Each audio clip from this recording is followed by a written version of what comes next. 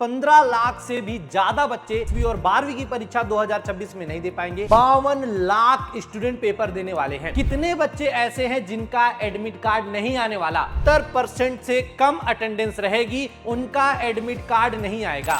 UP board कक्षा 10वीं और 12वीं के अगर आप स्टूडेंट हैं तो यह वीडियो आपके लिए बहुत महत्वपूर्ण रहने वाला है। इस वीडियो में आपके हर एक सवाल का जवाब दूंगा और सबसे बड़ा सवाल कि क्या सर इस बार 15 लाख से भी ज्यादा बच्चे यूपी बोर्ड कक्षा 10वीं और 12वीं की परीक्षा 2026 में नहीं दे पाएंगे? क्या है कारण? वीडियो में अंत तक बने रहिएगा, आपके सभी सवालों का जवाब मिलेगा। सबसे पहले मेरे भाई मैं आपको बता दूं, इस बार 2026 में आपके 10वीं और 12वीं को मिलाकर लगभग 52 लाख स्टूडेंट पेपर देने वाले हैं। लेकिन इन 52 लाख में कितने बच्चे ऐसे हैं जिनका एडमिट कार्ड नहीं आने वाला और क्यों नहीं आएगा? तो सबसे पहले मेरे भाई बात करते हैं, आपका जो सबसे बड़ा कारण है वो है आपका अटेंडेंस। हाँ मेरे भाई, आपको पता है जब आपका 2025 का सेशन स्टार्ट हुआ था ना, तो वहां पे साफ साफ यूपी बोर्ड का एक आपका अपडेट आया था, जिसमें वहां पे बोला गया था कि जिन बच्चों की 75% से कम अटेंडेंस रहेगी उनका एडमिट कार्ड नहीं आएगा। तो क्या सच में नहीं आएगा?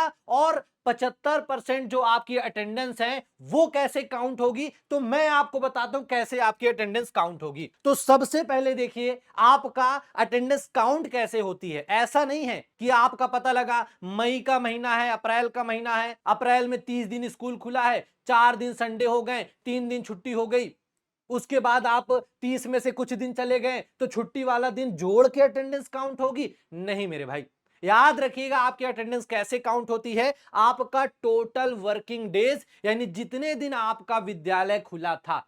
जैसे एक छोटा सा एग्जांपल लेते हैं, मैं आपको बताता हूं कि अगर मान लीजिए आपका अप्रैल का महीना है, इसमें 30 दिन आपके होते हैं, 5 आपके संडे पड़ गए और 3 दिन आपका हॉलीडे हो गया। यानी 30 दिन में ये जो 8 दिन है ना, ये किसी काम के नहीं है। इनको हटा के टोटल ऐसे आपके कितने बचे? 22 दिन।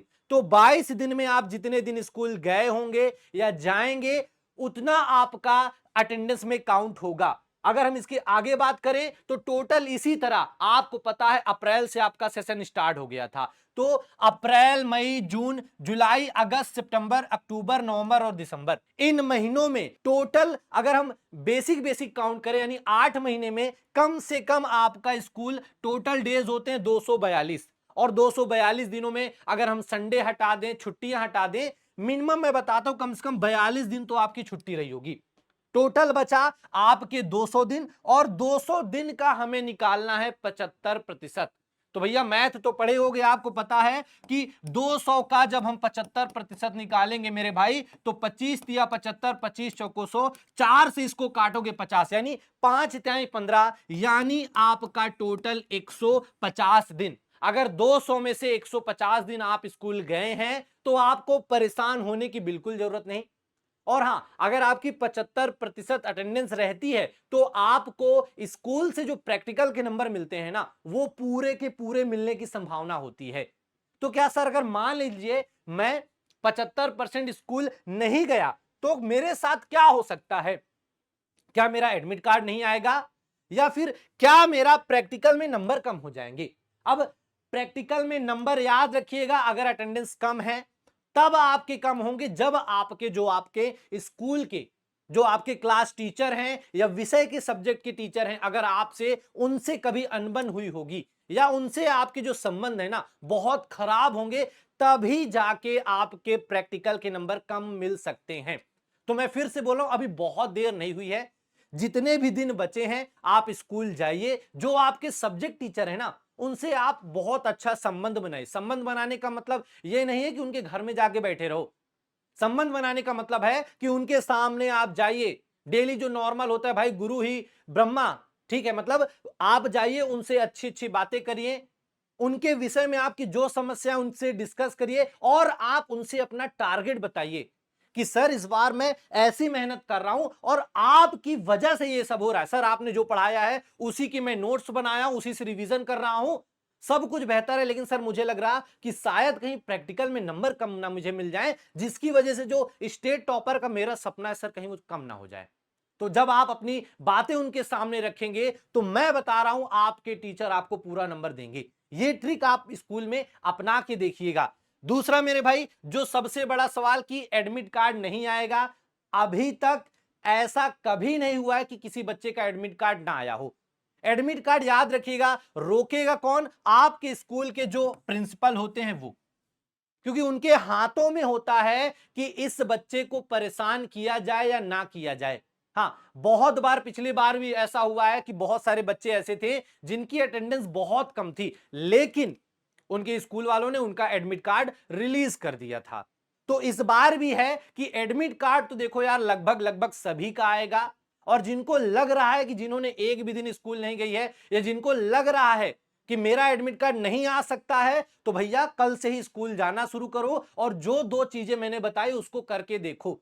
आपको प्रैक्टिकल में भी नंबर मिलेंगे और आपका एडमिट कार्ड भी आएगा। हाँ, एडमिट कार्ड सबका आएगा, बिल्कुल इसके लिए परेशान नहीं होना है, लेकिन प्रैक्टिकल के नंबर वो आपके स्कूल के टीचर के हाथों में है। तो अब यह वीडियो अपने सभी दोस्तों को पहले शेयर कर दो जो स्कूल बिल्कुल नहीं जा रहे हैं, या हो सकता है जो स्कूल कुछ दिन गए हैं, और कमेंट सेक्शन में आप बताइएगा कि आपका ये जो 75% क्राइटेरिया है ना, उसमें आपका कितना हो रहा है।